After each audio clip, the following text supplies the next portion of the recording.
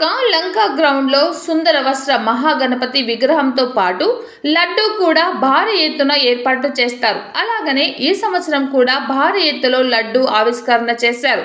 తెనాలికి చెందిన మిర్చి స్నాక్స్ వాళ్ళు ఈ సంవత్సరం గాజువాక గణనాథునికి 2 టన్నుల శివలింగం ఆకారంలో ఉన్న లడ్డూని సుందర వస్త్ర మహాగణపతికి నైవేద్యంగా ఇచ్చారు. సుమారు 4 రోజులుగా భక్తి శ్రద్ధలతో లడ్డూని తయారు చేశారని తెలపడం జరిగింది.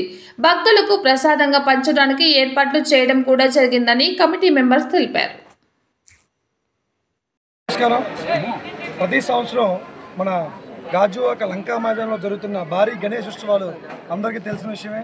అలాగే మన గాజువాక గణనాథుడికి ఎంత పేరు ఉందో మన గాజువాక గణనాథుడికి పెట్టే ప్రసాదం లడ్డూ కూడా అంతే పెద్ద పేరు ప్రతిష్టలు ఉన్నవి. గత 2014 నుంచి గాజువాకలో సుమారు 3 సార్లు భారీ లడ్డూలతో గిన్నీస్ వరల్డ్ రికార్డులో మనం ప్లేస్ సంపాదించుకోవడం జరిగింది.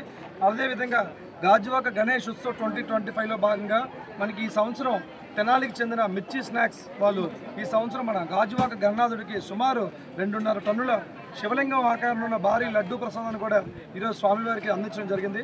ఇది మనకి సుమారు వాళ్ళు 4 రోజుల పాటు మొత్తం నిష్ఠగా మన స్వామివారి పూజా కార్యక్రమాలన్నీ జరిపించి అక్కడ నిష్ఠగా 4 రోజుల పాటు తయారు చేసి దీన్ని పూర్తిగా మిర్చి స్నాక్స్ వాళ్ళ డిజైనర్స్ దీన్ని రెడీ చేయించి శివలింగం ఆకారంలో ప్రత్యేకంగా ఈరోజు గాజువాక సుందర వస్త్ర మహాగణపతి స్వామి వారికి ప్రసాదం నైవేద్యంగా ఈరోజు పెట్టడం జరిగింది. సందర్శనలో ఇది సుమారు ఒక 5 రోజుల పాటు భక్తులందరికీ సందర్శన యాత్ర ఉంచడం జరుగుతుంది.